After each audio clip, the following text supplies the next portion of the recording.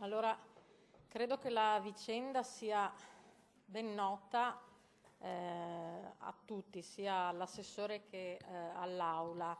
Dalle ultime analisi che sono state effettuate in dicembre nella zona del Maniaghese sono risultati contaminanti di diossina 3 volte superiori ai limiti massimi previsti dall'Organizzazione Mondiale della Sanità. In seguito a questi risultati sia ARPA che azienda sanitaria stanno predisponendo nuove azioni di monitoraggio per le quali oggettivamente non sappiamo, ci vorranno delle determinate tempistiche. Detto ciò, nel frattempo ovviamente ci sono delle attività che sono state già autorizzate a partire e sono altamente impattanti, che potrebbero appunto iniziare queste attività e andare ad aggravare quella che è la situazione di impatto ambientale sul territorio oggetto di studio. Per questo motivo noi appunto chiediamo alla Giunta e all'assessore se non sia il caso, se non hanno valutato che a tutela della salute comunque dei cittadini e per non andare ad inficiare quello che è lo studio e l'analisi della situazione, non sia il caso di procedere ad una sospensione delle nuove attività impattanti sul territorio. Grazie. Risponde l'assessore Vito. Consigliera, a seguito di analisi condotte dalla competente azienda per l'assistenza sanitaria numero 5 è stata rilevata nel Maniaghese la presenza di diossine su campioni di pollo allevato a terra. Dopo il clamore suscitato anche nei media dalla presenza di diossine in matrice alimentare, che può configurare un potenziale, possibile, eventuale problema sanitario, la competente azienda numero 5 ha organizzato in data 5 febbraio a Pordenone un primo incontro per la valutazione della situazione. Per quanto di competenza dell'assessorato all'ambiente, si è dato mandato ad ARPA di intervenire a supporto del Dipartimento di Prevenzione dell'azienda assistenza sanitaria numero 5. Nel corso della riunione, ARPA ha offerto il proprio supporto tecnico-scientifico all'azienda per svolgere simulazioni numeriche delle ricadute sui terreni delle diossine derivanti dalle sorgenti puntuali censite, industriali in particolare.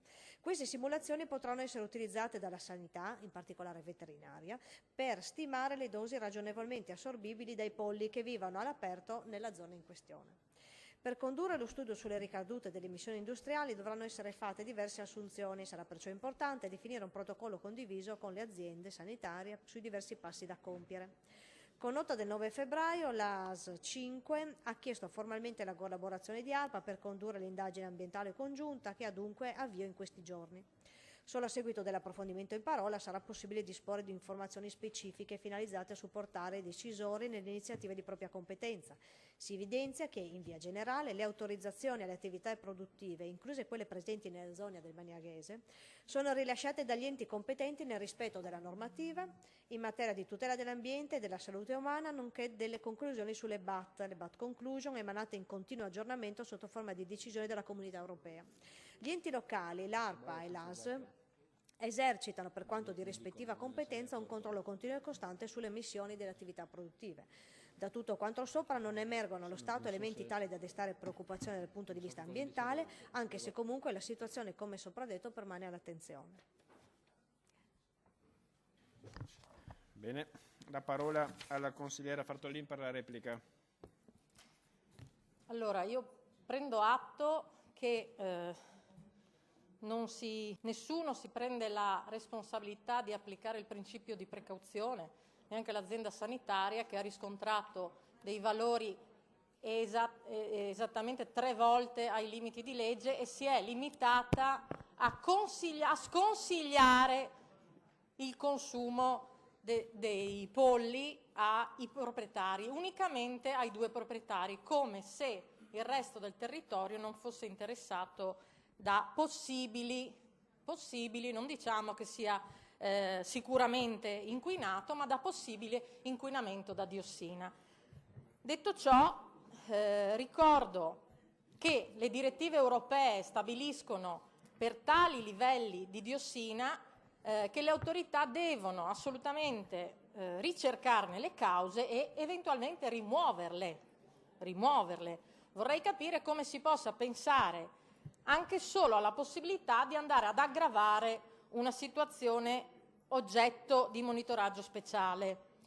Le norme europee, inoltre, sulla qualità dell'aria prevedono che si debba andare verso il miglioramento e non il peggioramento. Faccio fatica a capire come si possa andare verso un miglioramento autorizzando ulteriori emissioni in un territorio che vede già 12 aziende soggette ad autorizzazione alle emissioni.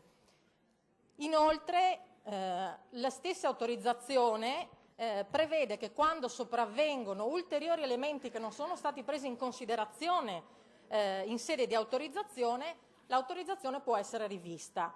Adesso, io credo che la tutela della salute dei cittadini venga prima anche del diritto e della libertà di impresa. Mi auguro, quantomeno, che la Regione non lasci soli eventuali sindaci che per una volta avessero il coraggio di prendersi la responsabilità di azioni forti a tutela dei propri cittadini. In questo caso, quindi, non mi ritengo assolutamente soddisfatta della risposta di questa Giunta. Grazie. Bene.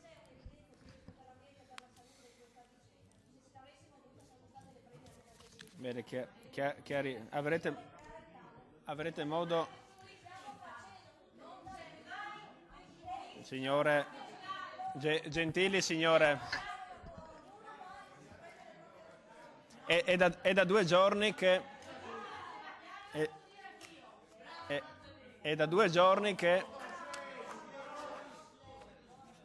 dovremmo chiedere alle gentili signore in maggioranza, opposizione, giunta di tenere dei toni un po' più moderati.